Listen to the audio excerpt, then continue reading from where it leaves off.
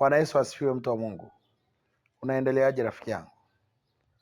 Mungu ni mwema. Tumekuwa na Jumapili njema ya baraka sana. Jumapili ambayo imekuwa Jumapili ya kibali, Jumapili ya uponyaji. Na tumemwona Mungu kwenye ibada ya leo. Kwenye mwendelezo wa somo letu nataka kuja kusema tena na wewe, kwa sababu ujumbe ambao Mungu amenipa leo ni ujumbe wa mabadiliko makubwa sana, ambao tukiomba yatatokea kwenye maisha ya mtu ambaye tumekuwa pamoja tangu nilipoanza kufundisha hili somo. Sababu hili somo nalifundisha kwa msukumo wa Roho Mtakatifu. Najaribu sana kutamani kusitisha nianzishe somo lingine, lakini ndani nasikia bado.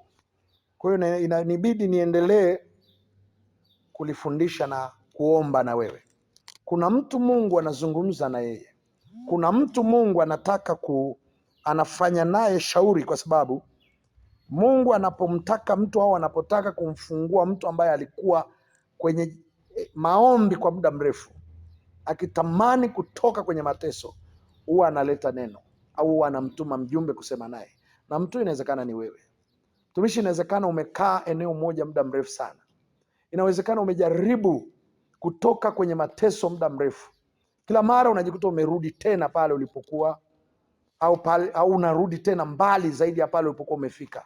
Nikwambia juzi kwamba kuna watu wanajitahidi, wanafanya kazi sana ili wafanikiwe, lakini mwisho wa siku wakianza jambo linafika mahali linarudi, alafu linawaletea majeraha, wanaumizwa, wanapita pagumu kiasi kwamba wanabaki na madeni. Badala ile biashara aliyoanza impe faida, inampa mateso. Hata wengine wamefika mahali wakaugua. Sasa unashangaa, unasikia akisema, sijui hili tatizo lingelikuja nikiwa sina hela ingekuwaje. Shida sio tatizo, shida ni hiyo hali ulionayo. Hiyo ndio inayoinua matatizo wakati unaposhika kitu. Hiyo ndio inasababisha urudi nyuma, ndio inayokuinulia vita ya kusababisha uteseke. Hatua ya pili, yani kuna line umeweka kwenye ulimwengu wa roho. Maandiko yanasema utakwenda, utafika hapa na hautaweza kuvuka hapo. Maana yake nini? Umewekewa limitation. Una mstari ambao umechorewa kwenye ulimwengu wa roho. Hauruhusiwi kupita eneo moja kwenda eneo lingine. Sasa mtumishi wa Mungu, mimi sio kwamba nakufundisha kuwa tegemezi kwamba uombewe. Hapana, hichi kitu lazima uelewe kwamba Mungu ameweka mababa wa kiroho ambao wana neema, ambao Mungu amewapaka mafuta. Wakitamka kitu kinatokea, wakiwekea mkono unafanikiwa. Hata wakati mwingine inawezekana hata akawa mbali, lakini akatamka neno kwa sababu umejiunganisha naye na ukafanikiwa. Bwana Yesu apewe sifa, mtumishi wa Mungu. Kumbuka tumesoma kwenye kitabu cha Hagai, mlango ule wa kwanza, mstari juzi tulisoma wa 5 na wa 6. Sikiliza neno la Mungu nasema hivi, acha nianzie wa 6 kuendelea. Mmepanda mbegu nyingi mkavuna kidogo. Mnakula lakini hamshibi. Mnakunywa lakini hamkujazwa na vinywaji. Mnajivika nguo lakini hapana aonaye moto. Na yeye apataye mshahara apata mshahara ili kuhutia katika mfuko uliotoboka toboka. Tutaendelea leo mstari wa 7. Bwana wa majeshi asema hivi, zitafakarini njia zenu.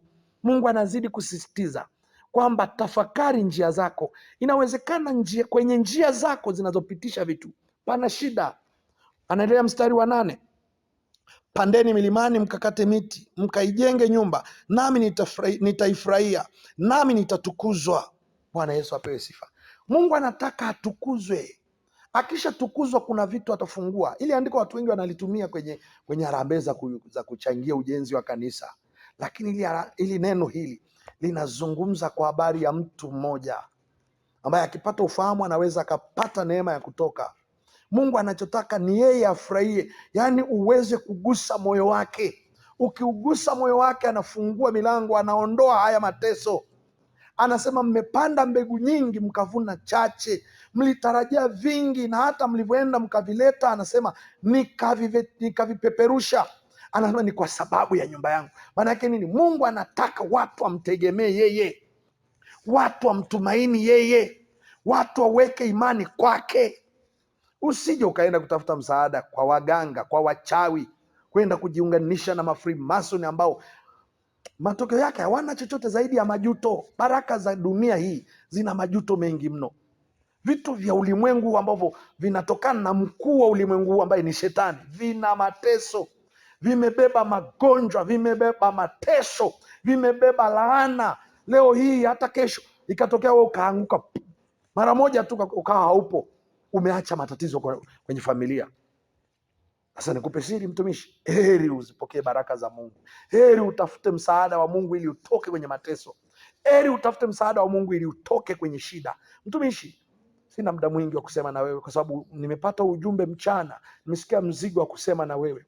Naomba uipokee ujumbe huu katika jina la Yesu. Mungu akubariki katika jina la Yesu. Mungu akuinue katika jina la Yesu. Mungu akutokee katika jina la Yesu. Mungu ajidhihirishe kwenye maisha yako, na achilie upako kwenye maisha yako utakaoondoa na kuvunja mipaka uliowekewa inaokuzia kwenda mbele, inaoinua matatizo na mateso kwenye maisha yako. Unapojaribu kuinuka, na ipiga hiyo nguvu ikuachie kwa jina la Yesu, na ifungua katika jina la Yesu. Hiyo nguvu naitoa kwenye maisha yako na kutamkia uwe huru mbali na hiyo hali inayokurudisha nyuma kila wakati. Kwa jina la Yesu natamka uzima, kwa jina la Yesu natamka miujiza, kwa jina la Yesu natamka uponyaji, kwa jina la Yesu natamka breakthrough kuanzia leo, ukapenye, ukapate mpenyo wa kufanikiwa katika jina la Yesu Kristo.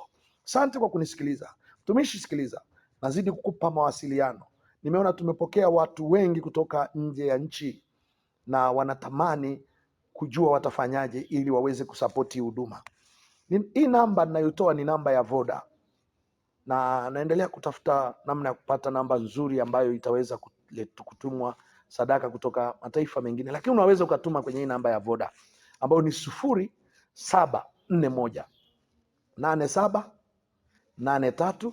0741878388. Sapoti yako ni muhimu sana ili kazi ya Mungu iendelee, ili kazi ya Mungu tuweze kuifanya kazi ya Mungu, na ili ujiunganishe na hizi baraka lazima pia uachilie sadaka yako. Usiufanye moyo wako kuwa mgumu kuamini. Ukiamini unapokea. Mungu akubariki. Tutakutana wakati mwingine. Ubarikiwe sana mtumishi wa Mungu. Karibu, tupo Namanga. Nipo hapa Namanga mpakani. Hapa kuna baraka nyingi sana. Karibu sana, na Mungu akuinue katika jina la Yesu. Amen.